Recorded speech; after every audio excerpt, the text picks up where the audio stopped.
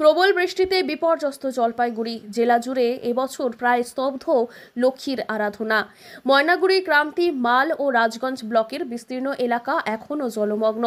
বহু গ্রামে কোমর সমান জল। অনেকেই এখনও বাঁধ বা স্কুলে আশ্রয় নিয়ে রয়েছেন। ফলে অধিকাংশ পরিবারই এবার পুজো বাতিল করেছেন। হবে না তো, লক্ষ্মী পূজা করতেই পারবো না, এত জল। কেন? বৃষ্টি নামতেছে, কাদা। লক্ষ্মী পূজা কালকে জলের মধ্যে হয়নি বাজার করা। কোথায় ছিলেন না? ঘরেই ছিলাম, চৌকিতে বসে।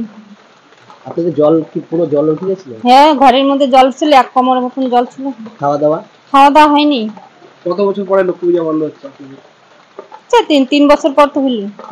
দুর্গতদের কথায় প্রত্যেক বছর মা লক্ষ্মীকে আলপনা দিয়ে বরণ করতাম। এবারে ঘরে ভেসে গিয়েছে, ঘরে জল ঢুকে নষ্ট হয়েছে আসবাবপত্র, গবাদি পশু, এমনকি পুজোর আসনও। হাতে টাকা পয়সাও নেই, মনেও ক্লান্তি। সব মিলিয়ে উৎসবের আনন্দ কোথাও গিয়ে উধাও হয়ে গিয়েছে।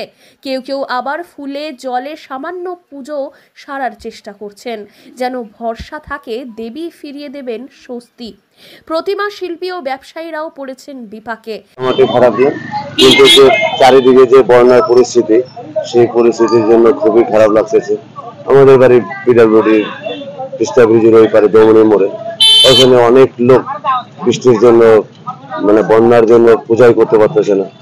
হয়তো আমাদের ইষ্ট দেবতা হরিচাঁদ ঠাকুর ও গুরুচাঁদ ঠাকুরের কাছে আমি হয়তো প্রার্থনা করবো তাদের জন্য সেই বন্যা থেকে মুক্তি দিয়ে পূজা যেন করতে পারে। অনেকেই পূজা করতে পারতেছে না। হ্যাঁ, জল বাড়ির ঘরের ভিতরে সম্পূর্ণ জল। বাজারে প্রতিমা ও উপকরণ সাজানো থাকলেও ক্রেতাই যে নেই।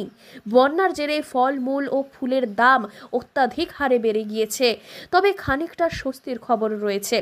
ধূপগুড়ির গধেয়ার কুঠিতে জলঢাকা নদী ও তিস্তায় জলস্তর কিছুটা কমেছে। রবিবার সকাল থেকেই সুকান্তনগর এবং বিবেকানন্দ পল্লীর বাসিন্দারা ধীরে ধীরে ঘরে ফিরছেন। কিন্তু কাদা, ভেজা ঘর এবং ভেঙে পড়া জীবনযাত্রায় এবারের লক্ষ্মী পুজো যেন শুধুই এক বেদনাময় স্মৃতি। জলপাইগুড়ি থেকে সুরজিৎ দে রিপোর্ট, লোকাল 18 বাংলা।